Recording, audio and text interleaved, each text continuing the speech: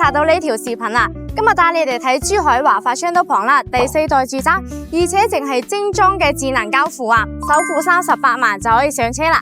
事不宜遲，一齊去睇下。首先睇下入到小區感覺啦，真係好似行公園咁樣啊！呢邊係做咗東方深色嘅立體庭院啦，打造東方美學同埋網紅體驗嘅沉浸式深居生活啦。大約95平方米嘅網紅遠眺戶外景觀池，採用嘅都係無邊際透明景觀池設計啊，270度俯瞰立體園林，咁對望將軍山啦，坐喺呢度睇山景、曬下太陽都係好舒服噶。咁呢個99平方係做咗3房設計啦，而且仲係獨門獨戶，呢個走廊位置都係全部贈送俾你噶，而且隱私性滿滿啦。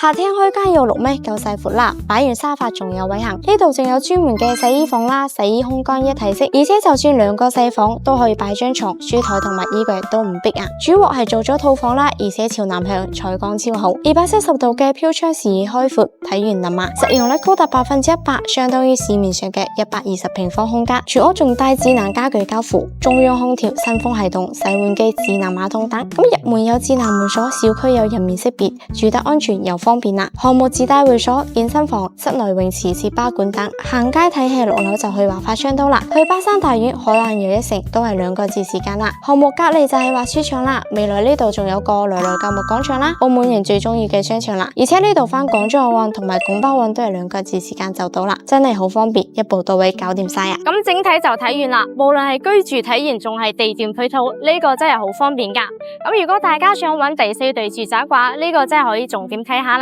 感興趣嘅朋友可以關注留言發資料俾你啦。